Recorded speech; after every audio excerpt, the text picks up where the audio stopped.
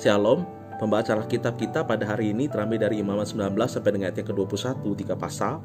Tetapi renungan kita pada pagi hari ini terambil dari Imamat 20 sampai dengan ayat yang ke-26 untuk menjadi fokus kita yang mengatakan seperti ini. Kuduslah kamu bagiku, sebab aku ini Tuhan, kudus.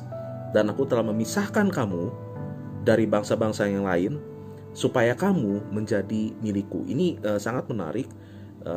Di situ dikatakan bahwa Tuhan itu adalah Tuhan yang kudus, dan Tuhan memisahkan bangsa Israel. Ini salah satu pengertian dari kudus, supaya bangsa Israel menjadi miliknya Tuhan, gitu. Dan di situ dikatakan karakter Allah adalah kudus, dan itu oleh karena itu barang siapa yang mengikuti Tuhan kiranya hidup dalam kekudusan pula. Dan ini bukan hanya ciri khas dari perjanjian lama yang menuntut umat Tuhan menjadi umat yang kudus, tetapi di perjanjian baru juga tergambar hal seperti ini. Misalnya dalam 1 Petrus 1 ayat 15 sampai dengan ayat yang ke-16 mengatakan demikian, tetapi hendaklah kamu menjadi kudus dalam seluruh hidupmu, sama seperti Dia yang kudus yang telah memanggil kamu. Sebab ada tertulis, kuduslah kamu sebab aku kudus. Dan apa sih sebenarnya arti kata kudus? Arti kata kudus sebenarnya ada dua, yaitu benar, tidak bercela, tidak bercacat atau sempurna, murni, bebas dari dosa. Yang kedua, diceraikan atau dipisahkan dari sesuatu untuk sesuatu atau orang yang lain, dipisahkan atau didedikasikan untuk tujuan tertentu atau untuk digunakan oleh seorang atau sesuatu. Nah, kita bagi dua nih. Yang pertama kita akan bicara tentang umat yang kudus, dan yang kedua kita bicara tentang Tuhan yang kudus, menguduskan nama Tuhan. Umat yang kudus, sebagaimana dua pengertian yang tadi, yaitu kekudusan itu adalah benar, tidak bercacat, tidak bercacat, dan yang dipisahkan untuk tujuan tertentu. Kita akan melihat umat yang kudus itu sebenarnya kayak gimana sih. Yang pertama, umat yang kudus itu ya umat yang tidak bercela, tidak bercacat atau sempurna. Tapi ini kan problemnya, ya. Dan yang menariknya adalah di dalam perjanjian lama, Tuhan selalu menuntut persembahan yang sempurna atau korban yang sempurna, tidak bercacat celah. Tetapi Tuhan tidak pernah menuntut orang yang membawa korban itu haruslah orang yang sempurna dan tidak bercacat celah. Justru karena Tuhan tahu dan Tuhan sadar bahwa seseorang itu pasti tidak sempurna. Oleh karena itu dia harus membawa korban itu.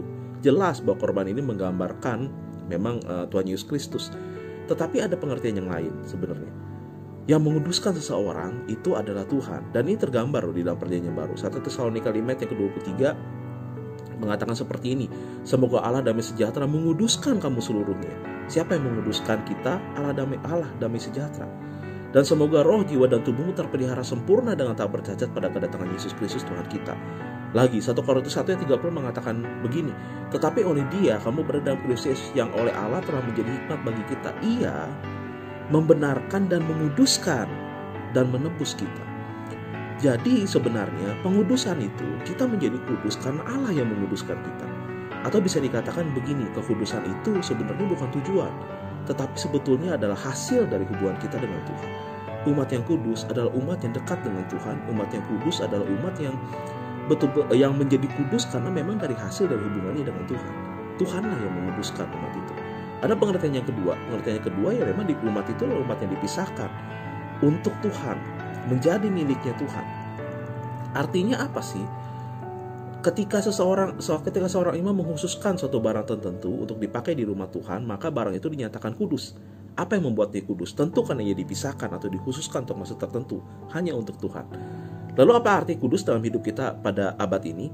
Hidup kudus berarti hidup yang dikhususkan loh untuk Tuhan. Hidup kudus berarti hidup yang dipisahkan dari cara dunia kepada cara Allah. Hidup yang kudus menuntut pemisahan dari dunia untuk dipersatukan dengan Allah.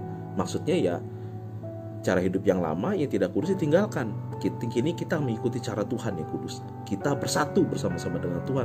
Kita mengkhususkan diri kita di dalam kehidupan kita bersama-sama dengan Tuhan. Itu adalah umat yang kudus.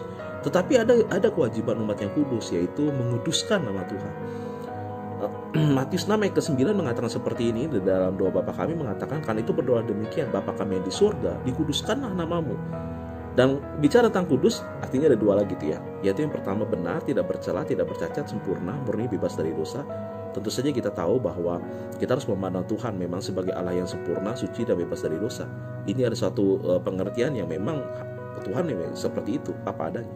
Tetapi ada pengertian yang kedua, yaitu diceraikan, dipisahkan untuk tujuan tertentu. Bagaimana cara kita menguduskan Tuhan?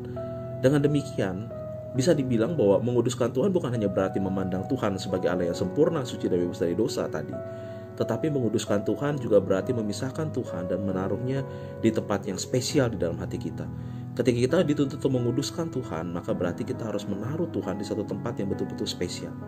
Memisahkan Tuhan, menaruh Tuhan di tempat yang betul-betul terpisah di dalam kehidupan kita. Tuhan akan berada di tempat yang spesial dalam hati kita.